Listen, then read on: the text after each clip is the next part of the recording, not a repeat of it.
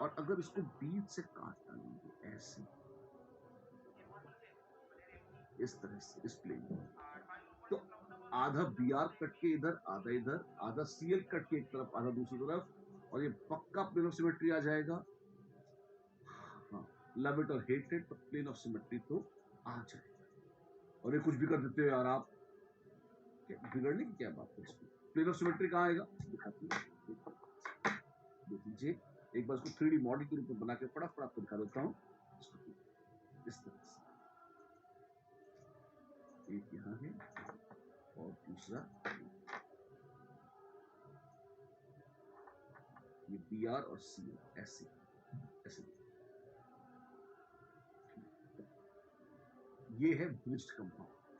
हाँ हाँ, क्या क्या क्या, देखिए ध्यान से, ये वो ब्रिज्ड कंपाउंड है जो आपको दिखाया हुआ, उसी का 3D मॉडल।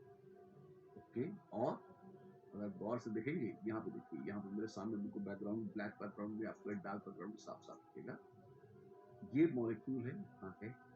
और अगर इसको ऐसे काट दिया जाए, इस तरह से कट किया जाए, कैसे, ये ऐसे ना, इसको ऐसे काट दिया जाए, तो आधा व्हाइट इधर, आधा इधर, आधा ग्रीन इधर, आधा इधर, फिर सब दिखाता हूँ, ऐसे काट दो, तो एक बी आर है, एक सी एल है, आधा बी आर इधर, आधा सी एल इधर हो जाएगा, और डबल बॉन्ड में कट के आधा इधर हो जाएगा, बिल्कुल सिमेट्री आ जाएगी, बिल्कुल सिमेट्री आ जाएगी। क्या इसमें प्लेन ऑफ सिमेट्री है? वेल, हाँ है। ये जो डायग्राम इस रूप में बनाया हुआ है ना, ये बहुत करेक्ट डायग्राम है। क्यों? इस डायग्राम में यहाँ पर जो ज्योमेट्री दिखाई गई है वो गलत है, और इसकी वजह से आपको कंफ्यूजन होता है। क्यों? आपको ऐसा लगता है कि अगर इसको ऐसे काटेंगे और ऐसे काटेंगे इधर से, तो ये बी यहाँ से ऐसे कट जाएगा और एक तरफ बी और एक तरफ सी आ जाएगा ना, this is a wrong diagram. तो गलत, एक्चुअली ये सारे डायग्राम ज्योमेट्री के हिसाब से कई बार एक्यूरेटली नहीं बनाए जाते। लुईस डॉट स्ट्रक्चर में ज्योमेट्री का महत्व नहीं होता, इसलिए चल जाते हैं, और ये गलत सलत सूचनाएं देते हैं। इसीलिए मैंने दोबारा सही डायग्राम आपको बना के दिखाया।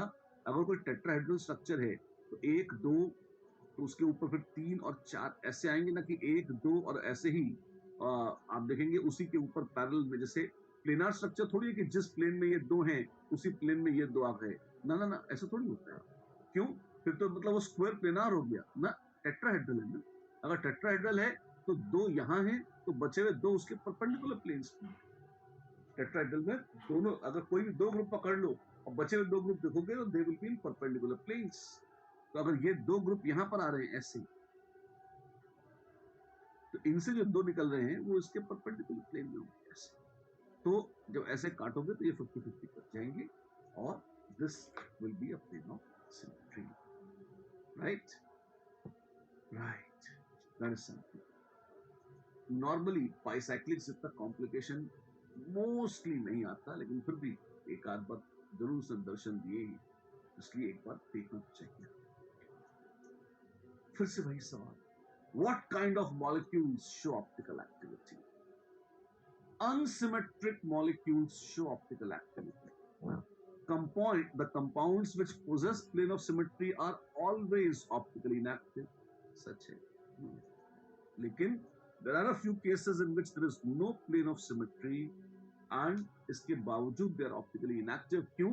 उसमें दूसरा सिमेट्री एलिमेंट होता है जिसको हम कहते हैं सेंटर ऑफ सिमेट्री। दो सिमेट्री एलिमेंट्स थे, सेंटर ऑफ सिमेट्री आ गया तब भी वो कायरल नहीं है, ऑप्टिकली एक्टिव नहीं है, और प्लेन ऑफ सिमेट्री आ गया तो भी वो ऑप्टिकली एक्टिव नहीं है। तो अगर सेंटर ऑफ सिमेट्री होना एक सफिशिएंट कंडीशन है, पर नेसेसरी नहीं। हाँ, मैथ्स वाले बड़ी नेसेसरी सफिशिएंट कंडीशन बोलते हैं ना। तो if you have a plane of symmetry, या if the molecule, not you but if the molecule has a plane of symmetry, तो क्या वो कायरल है? गारंटीड है वो कायरल नहीं है, गारंटीड है वो ऑप्टिकली एक्टिव नहीं है। अगर प्लेन ऑफ सिमेट्री आ गया तो वो ऑप्टिकली एक्टिव नहीं होगा। Having plane of symmetry is a sufficient condition for being optically inactive. ठीक है, लेकिन अगर उसमें प्लेन ऑफ सिमेट्री नहीं है तो क्या इस बात की गारंटी है कि वो ऑप्टिकली एक्टिव है? नहीं, कोई गारंटी नहीं है। एक दूसरा सिमेट्री एलिमेंट भी पीछा कर सकता है, हो सकता है उसमें हो centre of symmetry. Centre of symmetry, जी हाँ, अगर उसमें सेंटर ऑफ सिमेट्री है तब आप पाएंगे कि सेंटर ऑफ सिमेट्री होने पर वो कैसा रहेगा। सेंटर ऑफ सिमेट्री होने पर भी हम यही कह सकते हैं कि वो ऑप्टिकली इनएक्टिव हो जाए। अच्छा, होता क्या है सेंटर ऑफ सिमेट्री? तो क्या होता है सुनिए बस। कोई भी मॉलिक्यूल लीजिए, कोई भी मॉलिक्यूल लीजिए, और अगर आप उस मॉलिक्यूल में, जैसे मान लीजिए मेरे पास है C double bond C, H और H, Cl और Cl, ये प्लेनर मॉलिक्यूल। अच्छा, क्या इसमें कोई सेंटर ऑफ सिमेट्री है?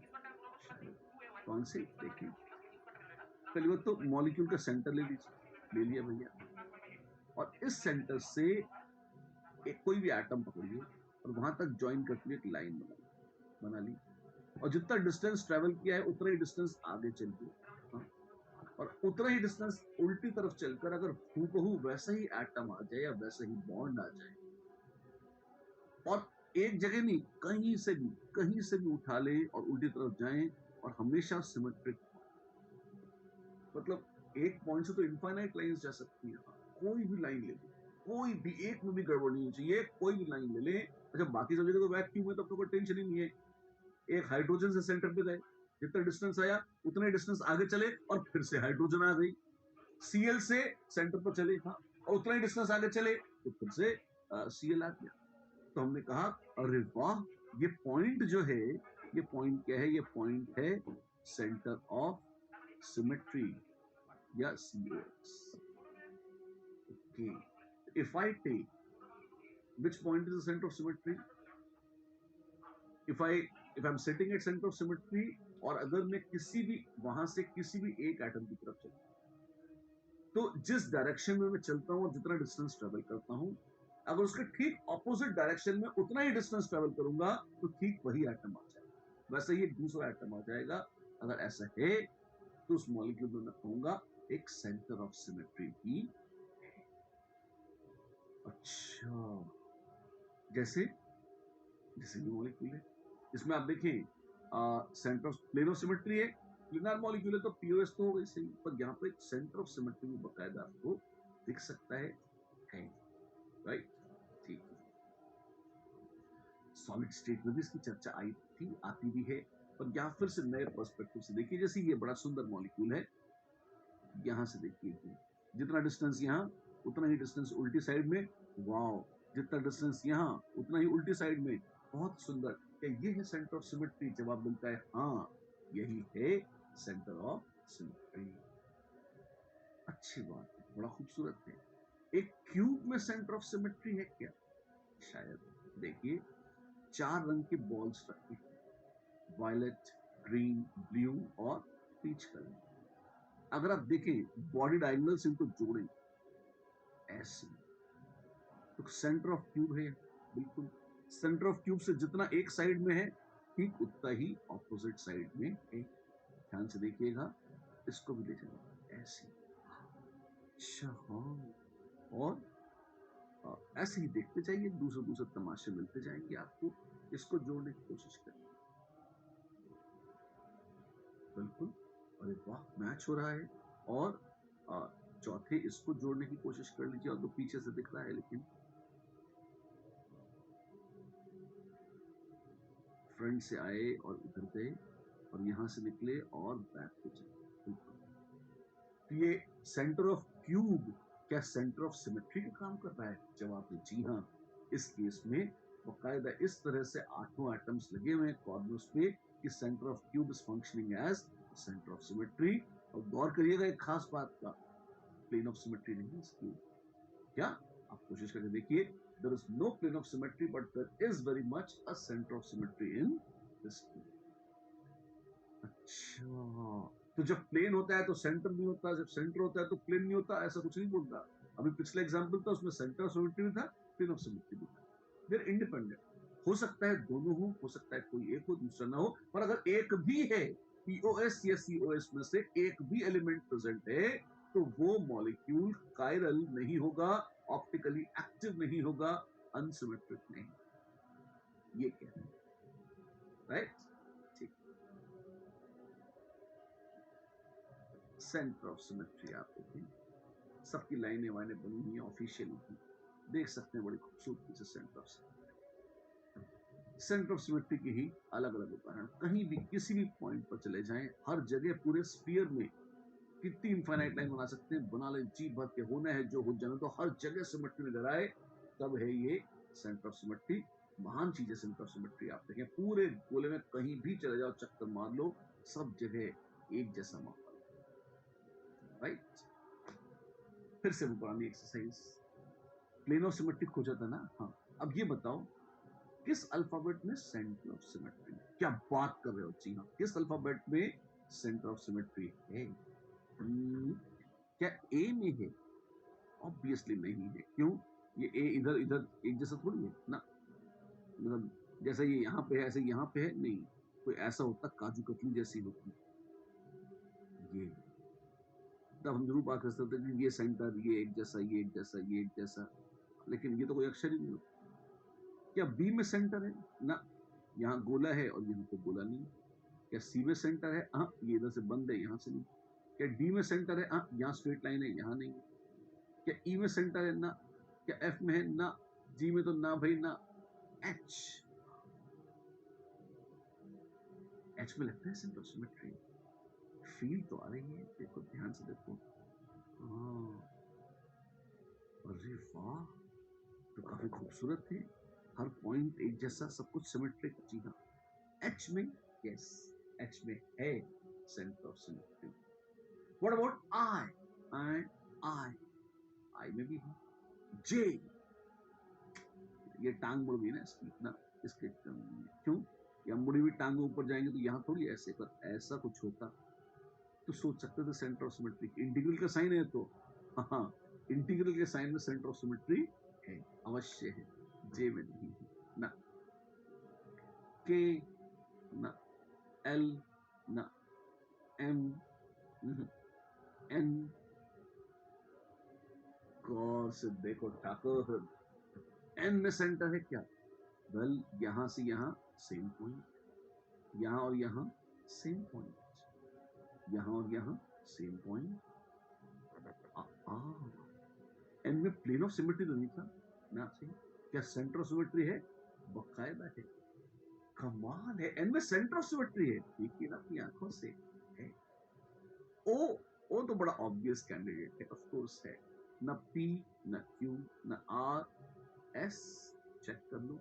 टी में तो नहीं है क्योंकि नीचे ऊपर अलग अलग है। यू में ऑफ कोर्स नहीं है, बी में नहीं है, डब्ल्यू ना, एक्स, एक्स में तो ऑब्वियस दिख ही रहा है कि यहाँ बढ़िया सिमेट्री है, कोई दिक्कत। वाई ऑफ कोर्स नहीं है, जेड, एस और जेड के जवाब नहीं मिले। अब तुम मुझे बताओ, इतने सारे आंसर्स तुमने बता दिए, तुम मुझे बताओ क्या एस, एस, एस में सेंटर ऑफ सिमेट्री?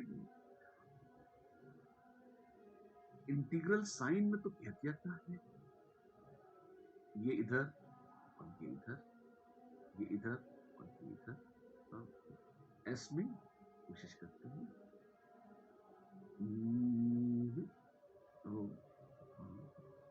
तो यहाँ पे लिया तो ये यहाँ पे आ गया। As a matter of fact अगर इसको काट लो बीच से, तो ये एक दूसरे जैसा ही तो है। हाँ, बकायदा, ऐसा such a beautiful letter, S has a center of symmetry. Yes, it does. What about Z? Check करो ध्यान से। Z, Z को ही टेढ़ा करो तो N नहीं बन जाएगा। हाँ, N में था तो Z में, अब तो Z में भी होगा। तो आप देखिए बहुत कम लेटर्स थे, लेकिन उनमें सेंटर ऑफ सिमेट्री है। हाँ, किसमें है? A, B, C, D, E, F, G में तो किसी में निकला ना। H में था, I में था, H, I, high, high, I have center of symmetry. Yes. N था, O था, S, X और Z या Z, ये ऐसे इंग्लिश अल्फाबेट्स हैं जिनमें बकायदा बाइचक सेंटर ऑफ सिमेट्री है। हाई, नोज, एक्सेंट, ये है centre of symmetry. Done, done, ठीक। ताश का पत्ता देखिए, महारानी को देखिए, ये क्वीन है, हाँ जी ये क्वीन जी है। अब क्वीन जी को अगर आप देखें तो इसमें प्लेन ऑफ सिमेट्री नहीं है। अगर आप बी से काट डालिए तो मिरर इमेज नहीं है। क्यों? यहाँ इनका चेहरा इस तरफ है और यहाँ इनका चेहरा इस तरफ है। ये पान यहाँ नहीं है, ये पान यहाँ नहीं है, तो no POS, plane of symmetry. पर क्या सेंटर है? जी हाँ, यहाँ से यहाँ मिरर, यहाँ से यहाँ, ये वाली आंख यहाँ पर, ये वाली आंख यहाँ पर, बिल्कुल ये वाला उनका जो पुष्प है यहाँ पर, ये यहाँ पर, ऐसे बिल्कुल सेंटर है। यहाँ से देखिए सेंटर ऑफ सिमेट्री है।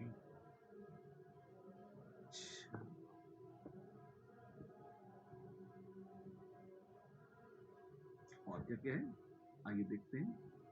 इथीन में सीओएस है, ऑफ कोर्स है। अक्कड़ बक्कड़ बम्बे तो सबसे साफ दिख रहा है। वाह, ये क्या है? देखिए बड़ा खतरनाक मॉलिक्यूल बनाया है। मिथाइल मिथाइल और सीओएच ऐसे बना रखे। मैं इसको ढंग से एक बार 3D स्ट्रक्चर बनाने की कोशिश करता हूँ। COOH और H, COOH और H ऐसे, ठीक है। तो अगर सिर्फ इतना होता तो क्या यहाँ पे सेंटर ऑफ सिमेट्री है? जवाब मिलता है हाँ है। यहाँ से ऊपर यस, यहाँ से नीचे यस, बिल्कुल। इन दो के ग्रुप्स मैंने दिखाए नहीं है क्योंकि ये 3D में ढंग से दिखते नहीं। यहाँ पे H और मिथाइल है, यहाँ पे भी H और मिथाइल है। अब इसी को मैं 90 डिग्री घुमा देता हूँ और अगर ऐसे बनाता हूँ, H है और मिथाइल, मिथाइल है और H। अगर आप देखें तो ये ऊपर और ये नीचे। वाह, क्या इसमें सेंटर ऑफ सिमेट्री है? यहाँ से देखिए, यस, H का H, मिथाइल का मिथाइल, इस H का H, COH का COH, परफेक्ट है। तो ये कायरल है। प्लेन ऑफ सिमेट्री नहीं है इसमें, इसके बावजूद एक कायरल नहीं है। क्यों? क्योंकि इसमें सेंटर ऑफ सिमेट्री अच्छा है। देखिए फिर से और अच्छे से समझाया है, 3D में दिखाते हैं आपको। मिथाइल का मिथाइल, H का H, COOH का दूसरे H का H और COOH का COOH। वाह, मस्त सेंटर है भैया। ये है सेंटर ऑफ सिमेट्री। अगर पहले बार में कोई कसर रह गई थी तो आप पूरी कर लीजिए।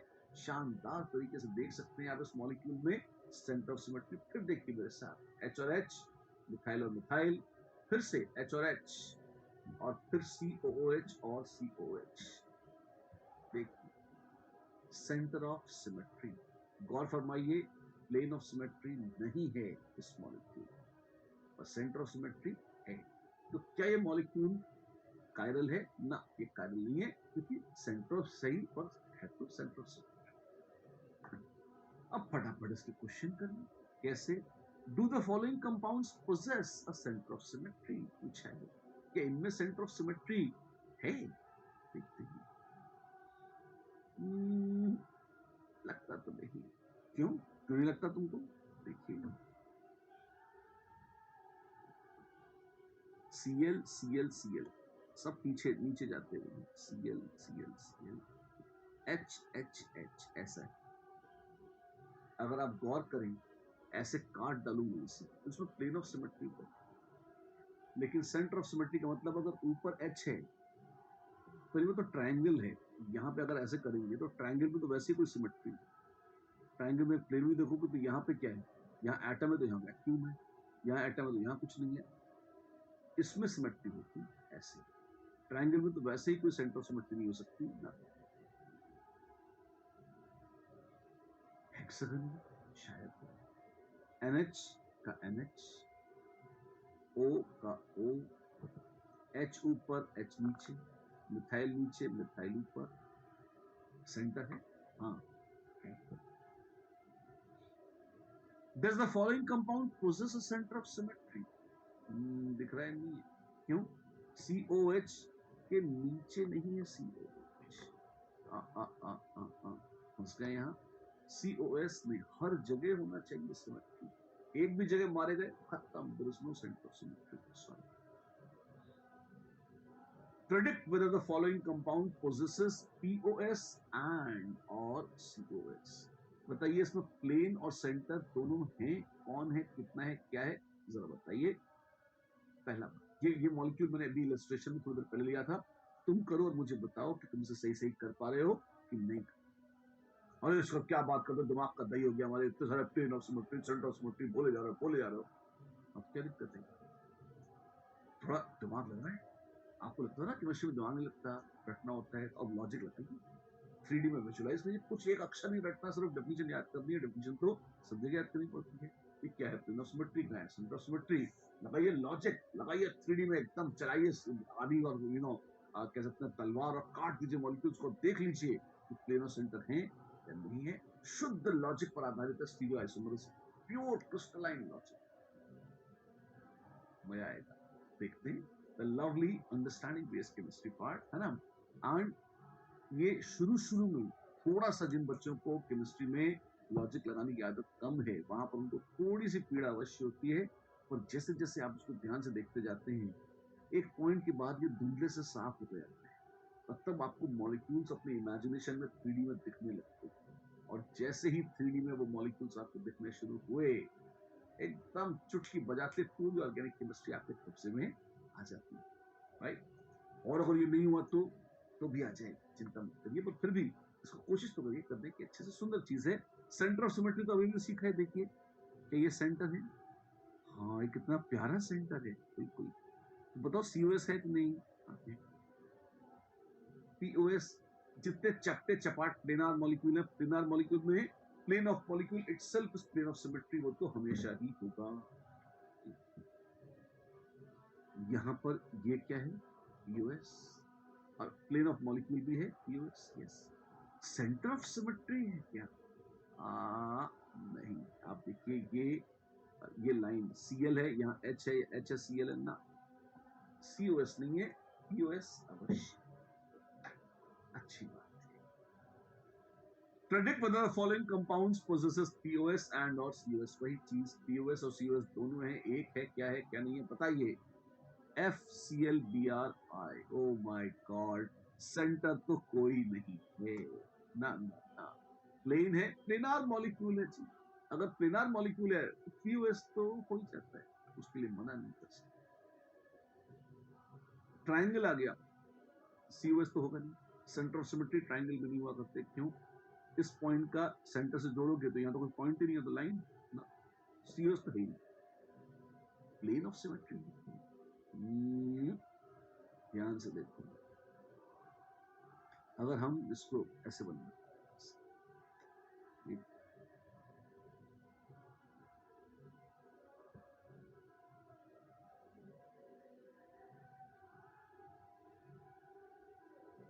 क्या कर रहे थे?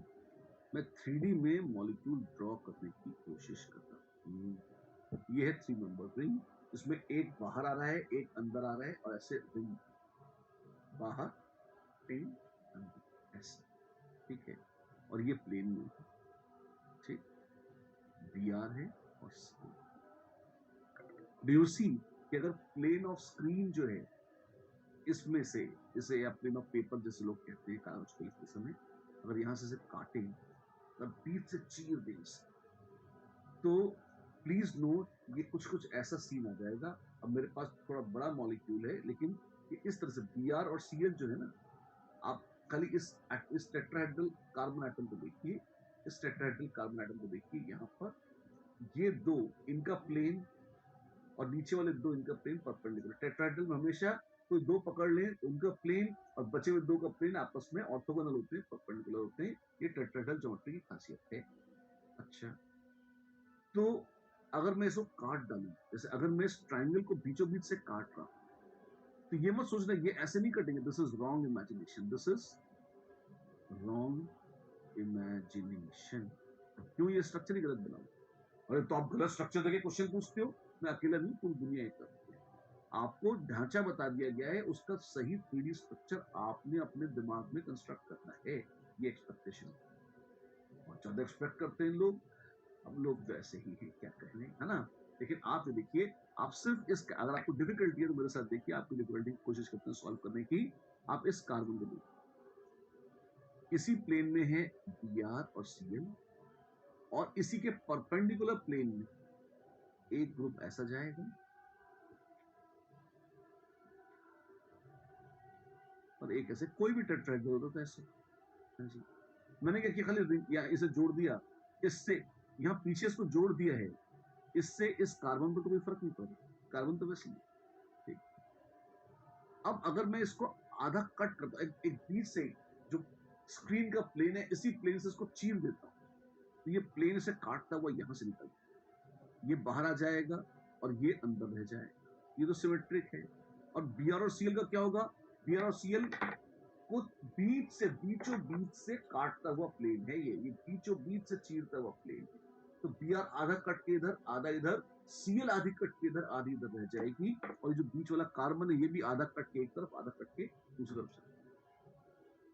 एटम्स आर इनडिविजिबल कह रहे थे डेल्टन, अरे मर गए डेल्टन, उनकी बात नहीं हो रही। काट सचमुच में थोड़े काट रहे हैं, इमेजिनेशन में काट रहे हैं यार, टेंशन में लगती है ना। मैं तो कहता हूँ nucleon, proton, neutron, electron, quark वार्क सब काट डालो, कोई फर्क नहीं पड़ता है ना। हर स्टीरियो में ऐसे लगता है ना। और इमेजिनरी कटिंग लाइन जिससे उसे काटा, दो भागों में बांटा, बढ़ गया क्या, हाँ बढ़ गया, पीओएस है, यस, प्लेन ऑफ सिमेट्री है। अच्छा क्वेश्चन है, राइट, अच्छी बात। Predict whether the following compounds possess POS or COS। Benzene ring तो मत किया करो यार, इतना आसान हो जाता है, क्यों, बेंजीन रिंग प्लेन आ रही, तो जो प्लेन ऑफ मॉलिक्यूल है वही हो जाएगा प्लेन ऑफ सिमेट्री, तो पीओएस तो है। ठीक, सेंटर ऑफ सिमेट्री है सीएल के उल्टे, यहां सीएल दिख रहा है क्या, नहीं दिख रहा, नहीं है, सेंटर ऑफ सिमेट्री।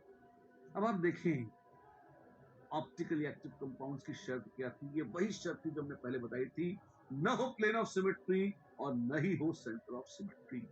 प्लेन और सेंटर ऑफ सिमेट्री दोनों ही मिसिंग हैं, तो आप पूरी बेशर्मी से छाती ठोक के बोल दीजिए कि हाँ, जितना हमारे सिलेबस में है उसके हिसाब से ये हो जाएगा ऑप्टिकली। क्या क्या क्या, ये सेंटेंस क्या मतलब है, जितना हमारे सिलेबस में है उसके हिसाब से। एक आध पटांग कंडीशन और होती है जिसका आईडीजे की सिलेबस से दूर दूर तक, बहुत ही दूर दूर तक कोई लेना नहीं, डोंट बॉदर, है ना, अब तो काम की बात है, ठीक। तो अगर प्लेन ऑफ सिमेट्री या सेंटर ऑफ सिमेट्री नहीं है, तो हम साफ साफ कह सकते हैं कि उसमें कोई सिमेट्री एलिमेंट नहीं है, और वो ऑप्टिकली एक्टिव होगा, वो अनसिमेट्रिक या कायरल हो जाएगा, हम ऐसा कहने लग जाएंगे। ऐसा बताइए, कुछ सवालों के जवाब दीजिए। Which of the following compounds is optically active, कौन है इसमें से optically active, well plane of symmetry है, तो ये तो नहीं है। इसमें भी काट के देखिए, इसमें भी प्लेन ऑफ सिमेट्री है, हाँ है, तो ये भी ऑप्टिकली एक्टिव नहीं। ओह वाह, दोनों ही ऑप्टिकली एक्टिव नहीं। सी और डी देखते हैं, इसको बीच से काट डालो, cut cut cut cut cut cut cut cut, plane of symmetry है, हाँ है, ये भी ऑप्टिकली एक्टिव नहीं। कोई तो होगा तो 30-10, और आप देखिए इसमें सच है, क्योंकि यहाँ सामने तो कुछ है ही नहीं, तो सेंटर ऑफ सिमेट्री तो हो ही नहीं सकता। और ऐसे काटता हूं तो यहाँ बी आर, यहाँ सीएल फंस जाएगा, प्लेन ऑफ सिमेट्री में नहीं है, तो न प्लेन ऑफ सिमेट्री है ना सेंटर ऑफ सिमेट्री है। डी इज पक्का optically active, yes Indeed. The next one, the unusually stable three-membered unsaturated compound feast acid, yeast महाराज का acid, was found to be optically active in nature. Its structure is, उनका feast महाराज ने कोई acid बनाया, बना लिया होगा, बनाते रहते हैं बहुत कुछ लोग, और उन्होंने ये कहा कि वो ऑप्टिकली एक्टिव था। अब फीस्ट दिवंगत हो चुके हैं, हमको नहीं पता कि उनका एसिड कौन सा है, लेकिन अपने को तो ये छांटना एक तरह से, अब अगर गौर करें तो ये सारे के सारे ए और बी, और अगर सी और डी इनमें से देखें तो ए बी सी डी, तो खतरनाक। अब इसमें आपको ढूंढना है ऑप्टिकली एक्टिव कौन है, जो है उसमें वही फीस्ट महाराज का एसिड होगा। अच्छा, इसको गौर से देखिए, इसमें तो ये बीच वाला है प्लेन ऑफ सिमेट्री, तो क्या ये ऑप्टिकली एक्टिव है ना, पर फीस्ट महाराज का एसिड तो ऑप्टिकली एक्टिव था, तो ये नहीं। इसको देखिए, क्या इसमें सेंटर ऑफ सिमेट्री है, ट्रायंगल में सेंटर ऑफ सिमेट्री मिलती है, अच्छा डंडा कट गया। फिर प्लेन ऑफ सिमेट्री है, काट डालो काट डालो काट डालो, नहीं ये ऊपर ये नीचे, ऊपर सी ओ एच, यहाँ ऊपर एच आ जाएगा, यहाँ नीचे H आ जाए, या COH उसके सामने H सिमेट्रिक है, दूसरे प्लेन जाए ना, नहीं तो ना प्लेन ऑफ सिमेट्री है और ना सेंटर ऑफ सिमेट्री। क्या ये ऑप्टिकली एक्टिव है? हाँ, ये तो ऑप्टिकली एक्टिव है। तो ये शायद हो सकता था फीस्ट पैस है। सीडी में तो कुछ नया ड्रामा है, इसको देखिए कि ये ऑप्टिकली एक्टिव है। लगते तो नहीं है। क्यों? अगर आप देखिए प्लेनार हो गया ना यहाँ पे, और दोनों को तो अगर इसी प्लेन से काटेंगे तो एक COH ऊपर एक नीचे आ जाएगा, सिमेट्रिक है, ये ऑप्टिकली एक्टिव नहीं। और ये महाराज इसको ऐसे बीच से काट डाल दिया, तो आधा COH कट के इधर, आधा इधर, आधा इधर, आधा इधर, ये भी ऑप्टिकली एक्टिव नहीं। तो इनमें से ऑप्टिकली एक्टिव भी चारों में से एक ही है, तो हरे को हरिनाम, वही बचा कुचा होगा फीस्ट। ऐसा। Next one, which of the following compounds can show optical isomerism as well as geometrical isomerism? वाह, नया ड्रामा अच्छा, ऑप्टिकल भी दिखाया और ज्योमेट्रिकल भी दिखाया आइसोमरिज्म, ऐसा कंपाउंड चाहिए। ठीक है, वेल जीआई, पहले जीआई चेक कर लेते हैं। भाई साहब आप ज्योमेट्रिकल आइसोमरिज्म दिखाते हैं क्या? लगता तो है। कैसे? आप देखिए यहाँ ये है डबल बॉन्ड CH और CH3, ये दो ग्रुप अलग हैं। और फिर यहाँ पर देखिए, अगर इसको काट डालेंगे, इस कार्बन पे चेक कर रहे हैं अपन, भाई दो विनाइलिक कार्बन, ये कार्बन दो अलग अलग ग्रुप से जुड़ा है। ठीक है, अब इसको देखते हैं, अगर ये भी दो अलग अलग ग्रुप से जुड़ा होगा तो हम कह देंगे GI है। और इसको, ये तो रिंग है, तो रिंग को काट डालते हैं बीच से, एक हिस्सा ये है, दूसरा हिस्सा ये है, एक जैसा है नहीं, फर्क है। क्यों? यहाँ दुम निकली है, ये वाली ऐसी दुम निकली, तो यहाँ तो कुछ भी नहीं है, तो दोनों अलग हैं, नहीं दोनों अलग हैं। तो GI यस, GI यस दिखाए। ऑप्टिकल आइसोमरिज्म क्यों दिखा रहे हैं, ये कैसे पता लगा? वेल देखो, एक कार्बन ऐसा है जो मिथाइल H, ये दो ग्रुप हो गए, बचे हुए दो ग्रुप में तो रिंग है, कोई बात नहीं, रिंग को आधा काट डालो, ये एक ग्रुप है और ये दूसरा ग्रुप है, ये तो अलग अलग है। हाँ जी, तो 1 2 3 और 4 अलग अलग हैं। जी हाँ, ये कार्बन एटम अनसिमेट्रिक है, कायरल है। जी हाँ, तो क्या ये ऑप्टिकल आइसोमरिज्म दिखाएगा? यस, तो दोनों दिखा देगा, ऑप्टिकल भी और ज्योमेट्रिकल भी। बदमाश है बिल्कुल, ऐसा करो, प्रभु की इच्छा पूरी हो। ठीक, यही सब और क्या है? यहाँ देखिए, विच of the following can show, बड़ा टिपिकल क्वेश्चन है, बी बहुत ही रहस्यमय है, इसको डिस्कस करेंगे, तो पहले एक बार C और D को डिस्कस कर ले, वो ज्यादा इजी। कैसे? देखिए, ये तो पता लग गया कि इसके अराउंड तो GI हो सकता था, क्योंकि डबल बॉन्ड CH और CH3 ये तो है। इस कार्बन को देखना है, इस कार्बन को ऐसे आधा काट के देखो, एक ग्रुप है ये और दूसरा ग्रुप है ये तो एक जैसे ग्रुप हो गए। हाँ, तो क्या ये GI दिखाएगा? नहीं, ये तो ज्योमेट्रिकल आइसोमरिज्म नहीं दिखाएगा, मार्केट से आउट हो गया। यहाँ तो ये आउट हो गया। अच्छा एक मिनट, अल्कीन के अराउंड ज्योमेट्रिकल आइसोमरिज्म नहीं दिखा सकता, ये तो पक्का। लेकिन एक तमाशा बाकी है, कौन सा? ये जो रिंग में ग्रुप जुड़े हुए, ये ग्रुप भी तो हो सकता है कि ये सिस हो जाएं, ट्रांस हो जाएं, कुछ भी हो सकता है। तो रिंग में ज्योमेट्रिकल आइसोमरिज्म हो सकता है, हाँ। रिंग के अराउंड GI पॉसिबल है, यस। तो ऐसा तो इसमें भी रिंग के अराउंड GI, ये सिस ट्रांस हो सकते थे, यस। तो GI तो इसमें भी पॉसिबल है, जैसे रिंग से दो ग्रुप जुड़े, GI पॉसिबल हो गया, तीन तीन जुड़े तो पक्का। अल्कीन भले काम करना बच्चा, रिंग के हिसाब से तो GI हो ही सकता है, GI yes yes. Optical isomerism होगा कि नहीं, डिपेंड करता है। क्या डिपेंड करता है? कि सेंटर ऑफ सिमेट्री है या प्लेन ऑफ सिमेट्री है, नहीं। एक तरफ इसमें ये है, दूसरी तरफ नहीं है, तो सेंटर ऑफ सिमेट्री तो नहीं। ठीक है, इनमें से किसी भी एग्जाम्पल में, क्योंकि एक तरफ डबल बॉन्ड है, दूसरी तरफ डबल बॉन्ड नहीं है, सेंटर ऑफ सिमेट्री तो चारों में से किसी ऑप्शन में। ठीक है, प्लेन की तलाश करते हैं, अगर ऐसे काट डालें ऐसे, तो क्या होगा? वैसे प्रॉब्लम है, डबल बॉन्ड में C में एक तरफ H है, एक तरफ CH3, ऐसे बना दो, अगर आप इसको ऐसे काटोगे तो भी फंसेंगे, क्यों? एच और मिथाइल मैच नहीं करेंगे। अच्छा, और अगर बीचों बीच से, मतलब आप ये कहोगे कि ऐसे नहीं, इसको अल्कीन के प्लेन से कट मार, अल्कीन के प्लेन से काट डालो, जैसे ये अल्कीन का आधा हिस्सा कट के ऊपर आधा नीचे आ जाए, सी कार्बन आधा ऊपर आधा नीचे, एच आधा ऊपर आधा नीचे, मिथाइल आधा ऊपर आधा नीचे, ये वाला कार्बन आधा ऊपर आधा नीचे, ये हो सकता है। पर अब यहाँ पर ये जो ग्रुप्स हैं, इन ग्रुप्स का कोई भरोसा नहीं। इनफैक्ट उल्टे, ये तो ऊपर है नीचे एक तो पता नहीं, और दूसरे ये पक्का पता है कि अगर मान लो ये ऊपर हुआ तो मिथाइल ऊपर आ जाएगा और एच नीचे रह जाए। अगर बीच में से काटा दिए, इसकी अल्कीन के प्लेन से काटते गए तो एक मिथाइल ऊपर और एक एच नीचे, बीच से तलवार चली जाएगी। तो प्लेन ऑफ सिमेट्री तो बाबू नहीं है। तो क्या ऑप्टिकली एक्टिव है? पक्का ऑप्टिकली भी एक्टिव। और यहां पर भी आप देखो, कुछ भी कर लो, प्लेन ऑफ सिमेट्री तो नहीं आता ना। ऐसे काटोगे तब भी नहीं आएगा, ऐसे काटोगे तब भी नहीं आएगा। और CH2 डबल बॉन्ड C के प्लेन से काट दोगे तो एक मिथाइल ऊपर और H नीचे ऐसा रह जाए, या वैसे वर्सा। तो सिमेट्री तो नहीं आनी, तो ये ऑप्टिकली एक्टिव भी है, हाँ है। तो ये तो बड़े बदमाश है, COD सारे, GI OI सब शो करेंगे जी। अब भी आपने छोड़ दिया था, भी ऐसा ही है, कोई इतना महान नहीं।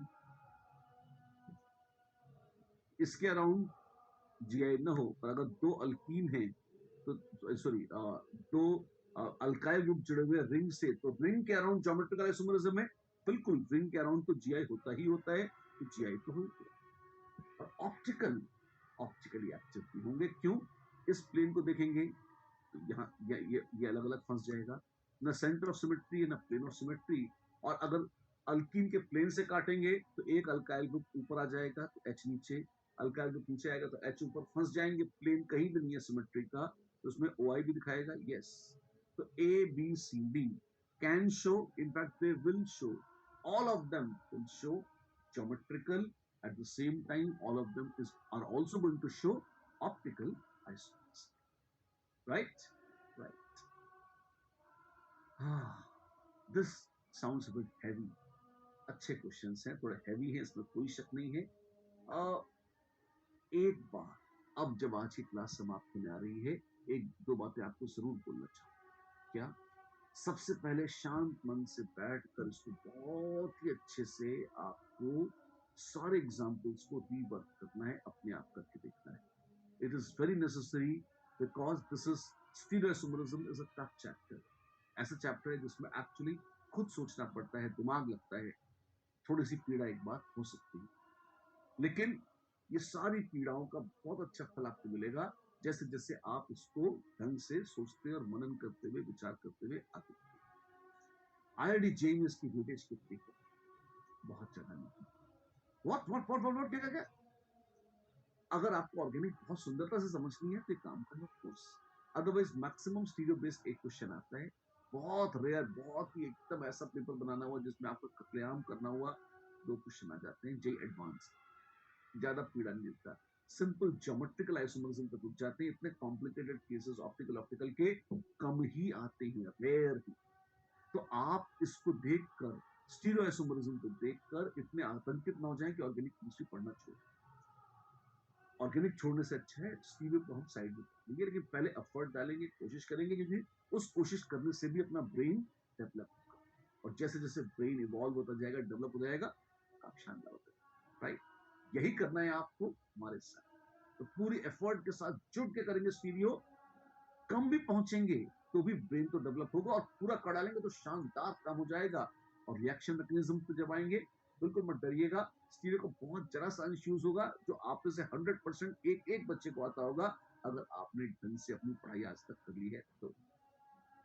आज की मुलाकात बस इतनी बच्चों, फिर मिलते हैं अगली बार, आगे बढ़ते हैं। आज के लिए इतना ही, नमस्कार।